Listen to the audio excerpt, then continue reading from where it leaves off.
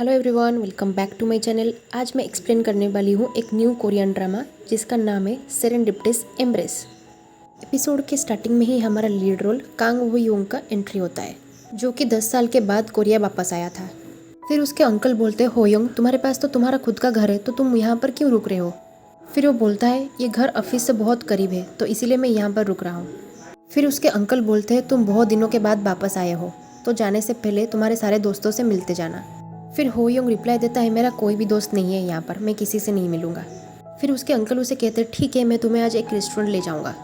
फिर हो योंग कहता है, नहीं, मुझे कहीं और जाना है। फिर उसके अंकल बोलते हैं, अभी तो तुमने बोला तुम्हारा कोई दोस्त नहीं है, तो फिर तुम किससे मिलने जा रहे हो? कोई लड़की है ना, तुम किसी लड़की से मिलने जा रहे हो ना? फिर उसके अंकल उसे कहते हैं, जितने दिन रह रहे हो अच्छे से रहो, ये घर मैंने तुम्हारे लिए फिर से रीडिज़ाइन किया है। फिर अगले सीन में हमारी लीड रोल ली होंगजू को दिखाया जाता है।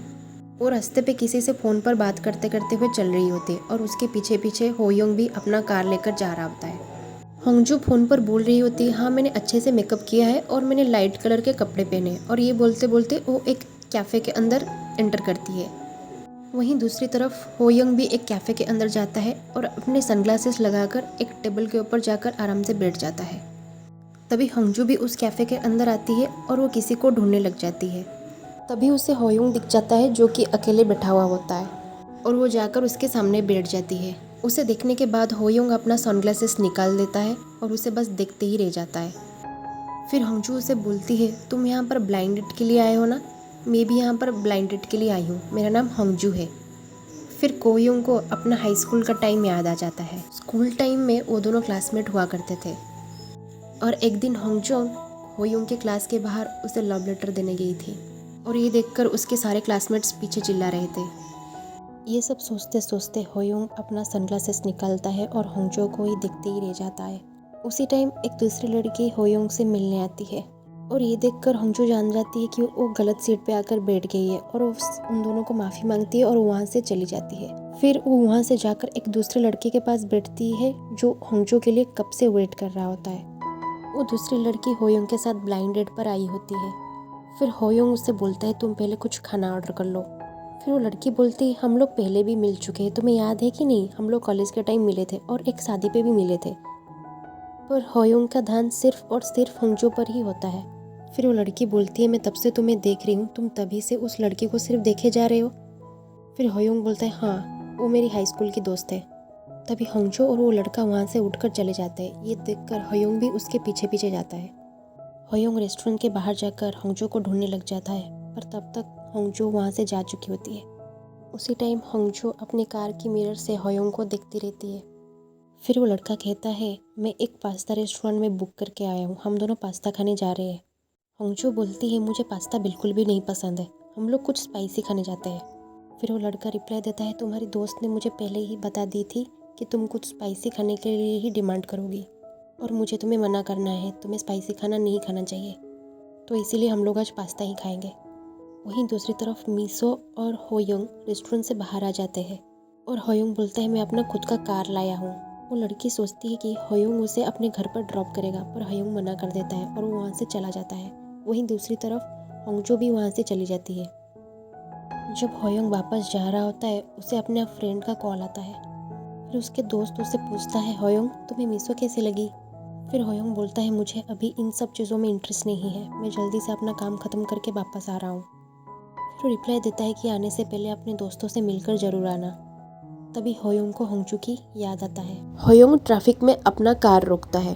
फिर के दूसरे साइड पर एक बस स्टैंड पर उसे होंगजू दिखाई देती है, जो अपना बाल बांध रही होती है, जो कि स्कूल टाइम पर भी इसी स्टाइल पर बाल बांधा करती थी। फिर हो योंग को अपना स्कूल टाइम याद आता है।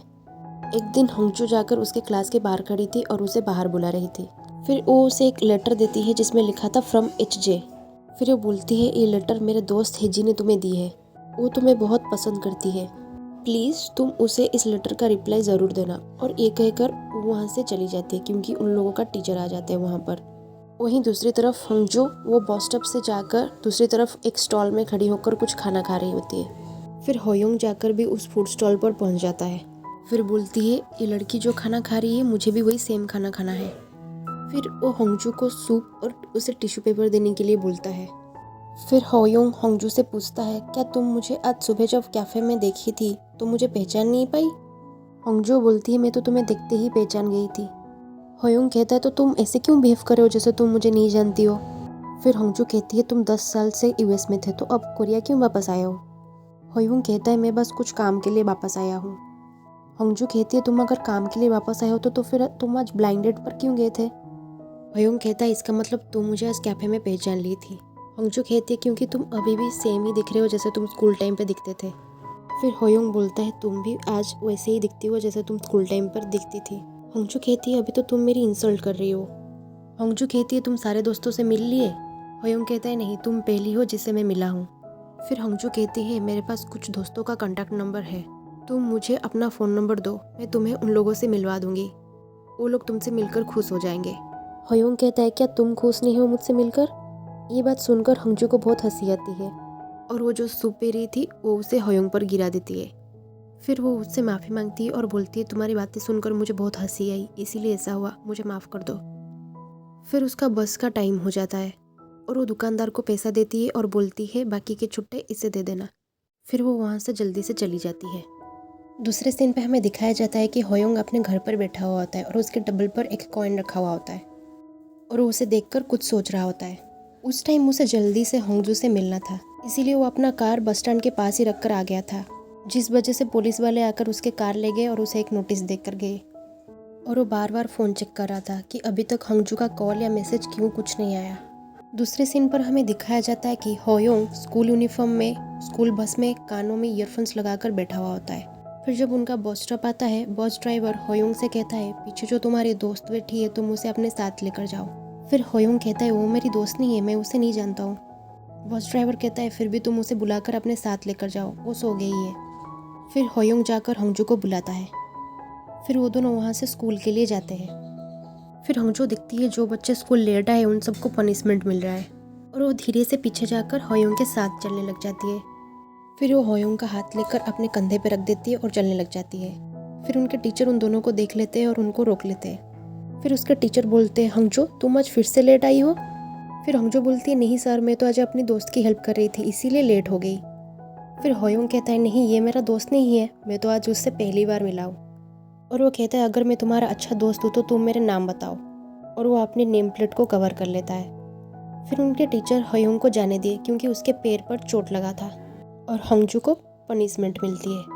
फिर टीचर होंगजू की बैग चेक करते हैं और वो सिर्फ अपने साथ कॉमिक बुक्स लेकर आई थी। होयोंग ये सब देखकर वहाँ से चला जाता है